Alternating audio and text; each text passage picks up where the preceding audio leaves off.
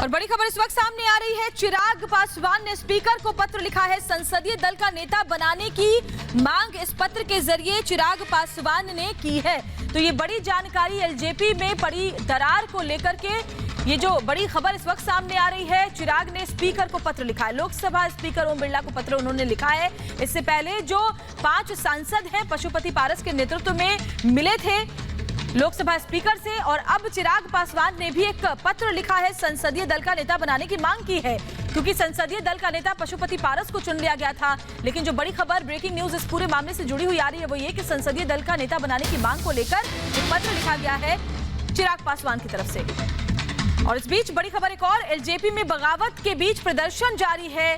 चिराग पासवान के समर्थक लगातार प्रदर्शन कर रहे हैं। पशुपति पारस के घर के बाहर विरोध प्रदर्शन किया जा रहा है। पशुपति पारस के खिलाफ नारेबाजी भी जमकर की जा रही है। ये समर्थक दिल्ली में पशुपति पारस के आवास के बाहर जुटे हुए हैं। चिराग पासवान के ये समर्थक हैं और इनका साफ साफ कहना है कि पशुपति पारस ने धोखा दिया है चिराग पासवान को, और इसी को लेकर के देखिए जमकर नारेबाजी की जा रही है। चिराग पासवान के समर्थन में ये एलजेपी के कार्यकर्ता हैं और ये लोग दिल्ली स्थित पशुपति पारस के घर के बाहर इस वक्त मौजूद हैं और वहां पर जमकर नारेबाजी की जा रही है। तो ये तस्वीरें हम आपको दिखा रहे हैं दिल्ली स्थित पशुपति पारस के घर के बाहर से, जहां उनके खिलाफ नारेबाजी की जा रही है। चिराग पासवान के समर्थन में ये लोग उतरे हुए हैं और इस वक्त पशुपति पारस के घर के बाहर मौजूद है। इकट्ठा है युवा, एलजेपी युवा दिल्ली प्रदेश। इन्होंने हाथों में तख्तियां भी ली हुई हैं, आप देखिए, और जमकर नारेबाजी पशुपति पारस के खिलाफ की जा रही है। इनका साफ तौर पर कहना है कि रामविलास पासवान के निधन के बाद से ही पशुपति पारस लगातार चिराग पासवान को नजरअंदाज कर रहे थे, पार्टी को नजरअंदाज कर रहे थे अपनी महत्वाकांक्षाओं की वजह से, और आखिरकार उन्होंने धोखा देने का काम चिराग पासवान को किया है। पशुपति पारस के घर के बाहर है और आप देख सकते हैं कि किस तरीके की नारेबाजी यहाँ पर हो रही है। ये सब चिराग पासवान के समर्थक हैं और ये अपनी नाराजगी व्यक्त कर रहे हैं कि किस तरीके से पशुपति पारस, जो कि चिराग पासवान के चाचा हैं, बाकी 4 एमपीओ के साथ मिलके उनको अकेला कर दिया। और इसी के कारण हम जानते हैं कि जिस तरीके के पॉलिटिकल डेवलपमेंट एलजेपी में हो रहे हैं, और चिराग पासवान ने वो अपने चाचा समेत बाकी 4 एमपीज को भी पार्टी से बेदखल कर लिया है। और इस समय देख सकते हैं हम ये विजुअल्स ला रहे हैं डायरेक्टली उनके घर के सामने से कि किस तरीके से यहाँ पे पशुपति पारस मुर्दाबाद के नारे लगा रहे हैं और चिराग पासवान जिंदाबाद के नारे लगा रहे हैं। ये इस समय का सीन यहाँ पे चल रहा है। हम देख रहे हैं कि किस तरीके से यहाँ ये भीड़ एकजुट हो गई है, सिक्योरिटी भी आगे आ गई है क्योंकि कोविड-19 का समय है। लेकिन इस समय जो बिहार में उथल पुथल है एलजेपी में, वो काफ़ी ज़्यादा है। पहले ये 5 एमपी इकट्ठा उठ के आए जो कि लीड कर रहे थे पशुपति पारस खुद उन 4 बाकी एमपीओं को, और उन्होंने चिराग पासवान को लोकसभा में पार्टी के लीडर से हटा दिया। उसके बाद चिराग पासवान ने काफ़ी बात करने की कोशिश की लेकिन ऐसा नहीं हुआ। हम ये देख रहे हैं कि किस तरीके से यहाँ पे ये पूरा एजिटेशन, यहाँ पे नारेबाजी हो रही है और काफ़ी कट्टर और जोरों शोरों से ये नारेबाजी हो रही है। इन सब का मानना ये है कि किस तरीके से जिस समय सबसे ज़्यादा चिराग जी को उनके परिवार की ज़रूरत थी, उसी समय इनके हिसाब से अगर माना जाए तो चिराग के पीठ पे छुरा खोपा है पशुपति पारस ने, और इसी के कारण ये चाहते हैं कि चिराग जी को वापस से पार्टी का नेता बनाया जाए, लोकसभा में भी और हर स्तर पे वही इनको लीड करे। और इस बीच रिपब्लिक भारत से खास बातचीत में पशुपति पारस ने कहा कि पटना में जो बैठक होगी उसमें ही पार्टी से जुड़े हुए अब फैसले लिए जाएंगे। साथ ही ये भी कहा कि चिराग मेरे बेटे जैसे हैं, वो चाहे तो पार्टी में रह सकते हैं। सुनिए हमारे सहयोगी हिमांशु से उन्होंने खास बातचीत में और क्या कुछ कहा है।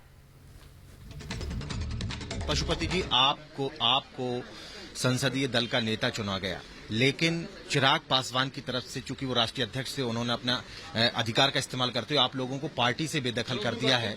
पार्टी से आपको बेदखल कर दिया है, किस तरीके से देखते हैं आप? राष्ट्रीय अध्यक्ष थे न कि हैं, हमको बताइए। सदन के नेता थे कि हैं, भूत हैं कि वर्तमान, हमको बताइए। अब मैं आपसे पूछता हूँ कि नहीं वो क्या कहते हैं, मैं छोड़िए, मैं आपसे पूछता हूं कि चिराग पासवान जी आज के तारीख में सदन के नेता हैं, राष्ट्रीय अध्यक्ष हैं। यदि वो हैं तो उनको उनके द्वारा जो अधिकार का उपयोग किया गया वो सही है, यदि नहीं है तो 100% गैर संवैधानिक है और संवैधानिक है। तो फिर अब अगला स्टेप क्या होगा? जिस तरीके से उन्होंने पार्टी से बेदखल कर ये है, कल नेशनल एग्जीक्यूटिव की बैठक है पटना में, उसमें जो बहुमत से जिनको राष्ट्रीय अध्यक्ष चुना जाएगा वो लोक जनशक्ति पार्टी के राष्ट्रीय अध्यक्ष घोषित होंगे। आपने और आपके बड़े भाई ने मिलकर संविधान बनाया था पार्टी का, वो पार्टी का संविधान क्या कहता है? लोगों की सिंपैथी उनके प्रति जा रही है। लोगों की संपत्ति कहाँ है? आप दिल्ली में बैठ के कहिएगा संपत्ति जा रही है तो हम मान लेंगे आपको? आपके कहने से हम मान लेंगे जी? हमारा विभाग बोलने वाले आदमी है। कैसे आपको आइडिया मिल गया कि सहानुभूति उनके पास पहुंचा रही है? कैसे आपको आइडिया मिल गया? क्या विरोध प्रदर्शन क्या होता है? जो आदमी सब पावर में जाता है सत्ता में विरोध होता है। हारा हुआ व्यक्ति विरोध करता है, जीता हुआ व्यक्ति विरोध नहीं करता है। जान लीजिए, डेमोक्रेटिक का सिस्टम है ये। जो व्यक्ति हारता है तो कहता चुनाव में गड़बड़ी हो गई, वोटिंग में गड़बड़ी हो गई, बक्सा पलट दिया गया, जीतने वाला उम्मीदवार कभी 5 को लफुआ के विरोध करेगा तो उससे क्या हो जाएगा? चिराग के साथ आपकी कोई बात होगी? अब चिराग यदि पार्टी में अब आगे भविष्य क्या है? देखिए, मैं आज भी कहता हूं कि चिराग मेरा बेटा है, भतीजा है, परिवार का अंग है। पार्टी को हम समेट के चल रहे हैं। यदि पार्टी में वो रहना चाहते हैं तो मुझको खुशी होगी पार्टी में।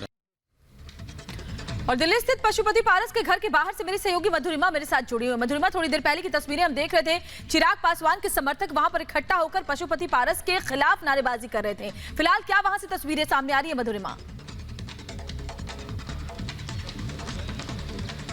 जी, अभी अभी पशुपति पारस अपने घर से निकल चुके हैं। वो एयरपोर्ट की तरफ निकले हैं और वापस पटना जा रहे हैं। अभी कुछ ही देर पहले के यहाँ पे जो हालात थे वो बहुत ही गंभीर थे और हालात ऐसे थे कि चिराग पासवान के जो सपोर्टर्स थे, समर्थक थे, वो आके यहाँ पे बहुत जोरों शोरों से पशुपति पारस के खिलाफ नारेबाजी कर रहे थे। आप देख सकते हैं कि सिक्योरिटी बहुत ज़्यादा है और इसी कारण से सिक्योरिटी बहुत ज़्यादा है क्योंकि वहाँ पर उस वक्त अभी अब से कुछ 15 मिनट पहले ही यहाँ पे काफ़ी ज़्यादा लोग आ गए थे जो चिराग पासवान के समर्थक थे और वो ये कह रहे थे कि चिराग जी को उनका हक वापस मिलना चाहिए। इस समय अगर हम एलजेपी की स्थिति देखें तो एक तरफ तो इन पशुपति पारस जी को नोटिफाई कर दिया गया है कि वो लीडर है पार्टी के। उसी समय अब चिराग पासवान ने लोकसभा स्पीकर को लिख दिया है कि कॉन्स्टिट्यूशन के प्रोविजंस के हिसाब से जिसके पास पार्टी का समर्थन होता है, जो पार्टी में होता है, वही लीडर बन सकता है।